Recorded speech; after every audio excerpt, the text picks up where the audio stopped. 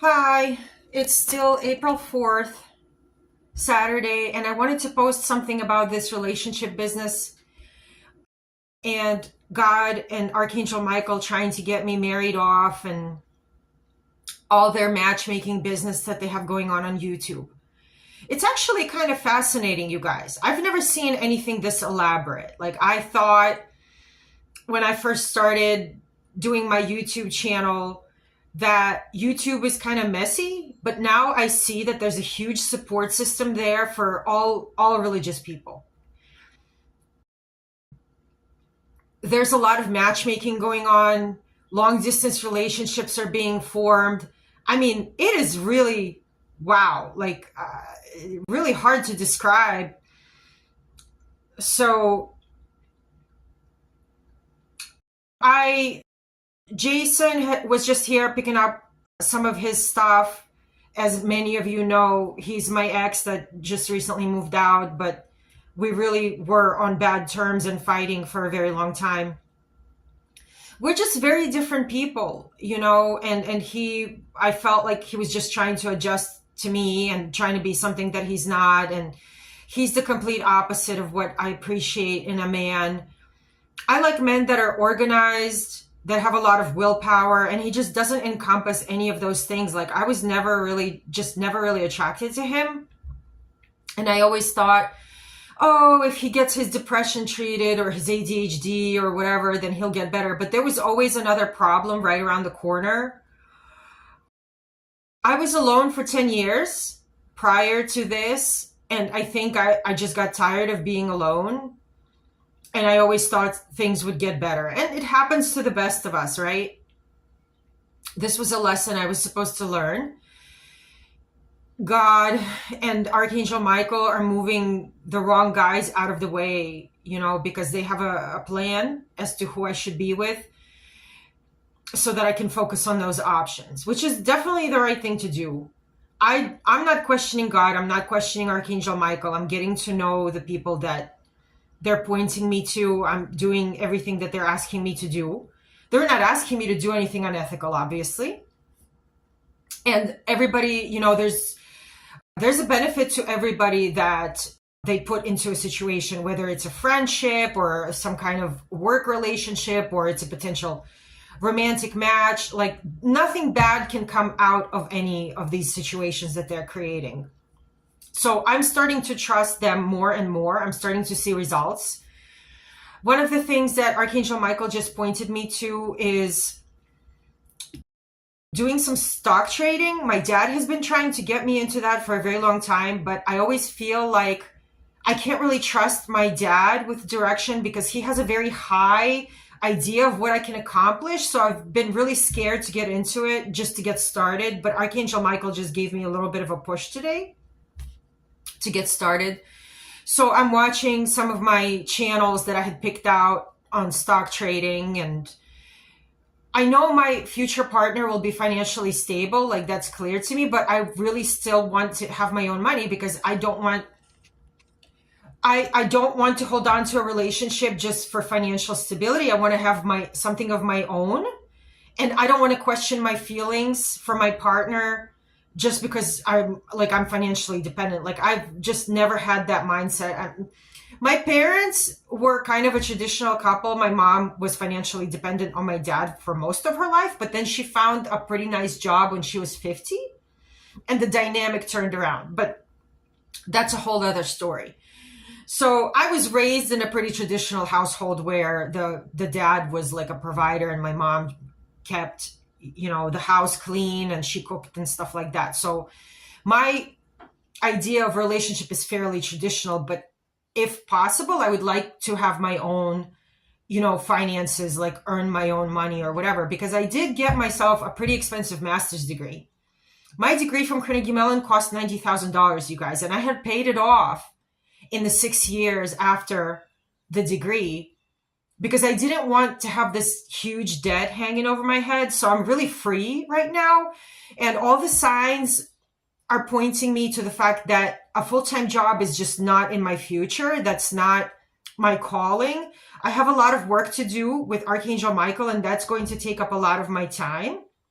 So if I can make, some decent income through stock trading and just have a little bit of a sense of purpose and fulfillment from that, just using my brain, I will have everything that I need, my work with God and Archangel Michael, and a little bit of an income, and I can be anywhere in the world, anywhere in the United States, to follow my calling, right? So I can, work long distance. And especially when I moved out to this area, that became a huge concern because I'm really far away from my potential employers.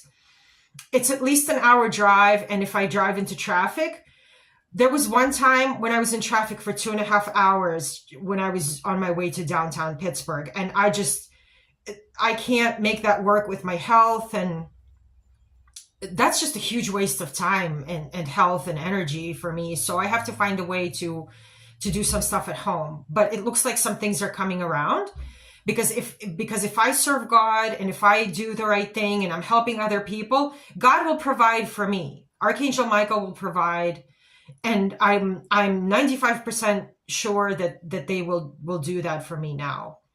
Because obviously I still have to do the work. I have to do the research. I have to watch the YouTube videos. I have to tinker around with these programs, but they are there to buttress me in times of doubt. So there's that. And they're trying to, again, move me forward in that relationship area. My whole YouTube feed had a huge change overall. I think that they're just trying to push me forward, because I'm seeing a lot of videos by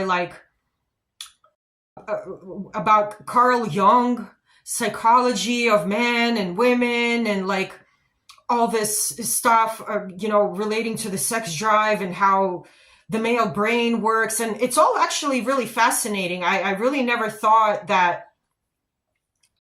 it's that deep. So a lot of it is kind of naughty too. I was kind of surprised because my whole feed, and I didn't ask for it. I didn't click anything or search for anything to cause my feed to become like this. But I think that they're just trying to use my sex drive to just move me forward in the relationship area, right?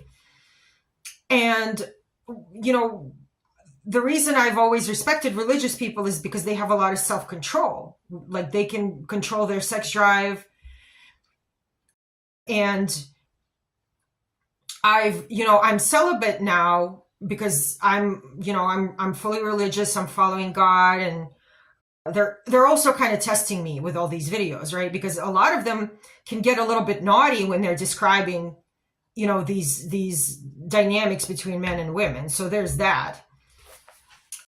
So they're just trying to kind of push me forward in that area. And I'm okay with that, right?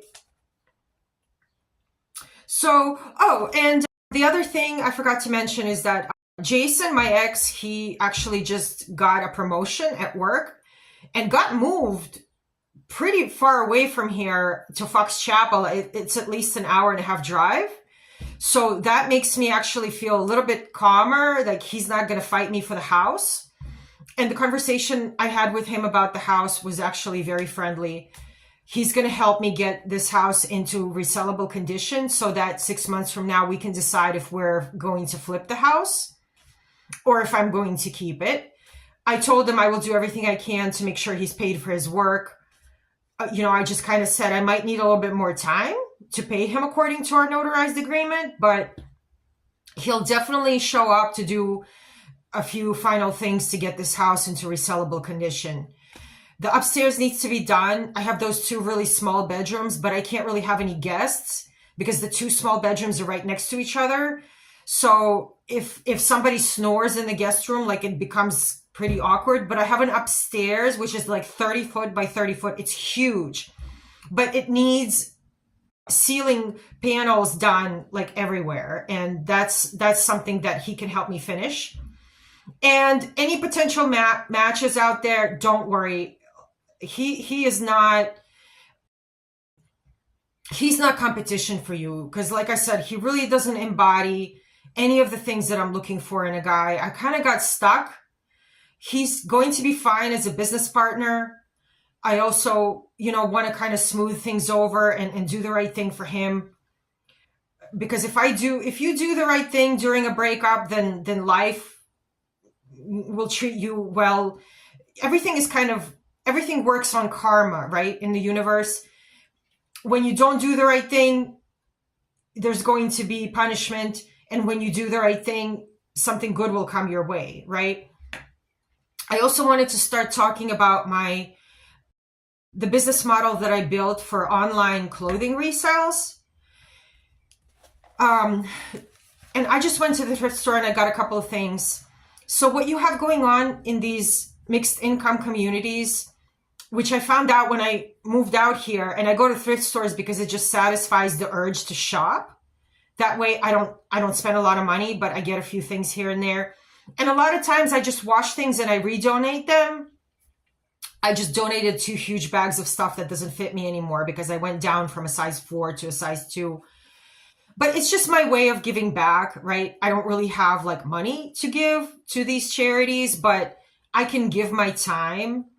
I can buy jackets and I can sew on new zippers and I can clean them, or I can fix a stitch and then redonate them so that, low income folks can have access to nice clothes in these thrift stores. But what I started to notice is that there's a lot of really nice clothes. Brand name, I just got a J. Crew shirt for $1. I got a White House Black Market jeans for $1.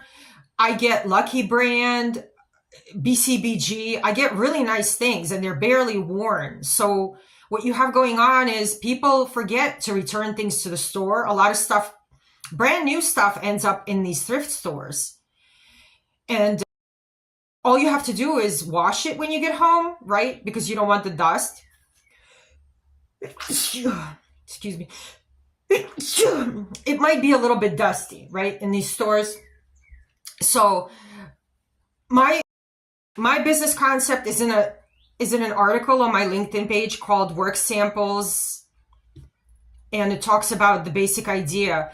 So the idea is to have bulk packaging, right? 10 items minimum.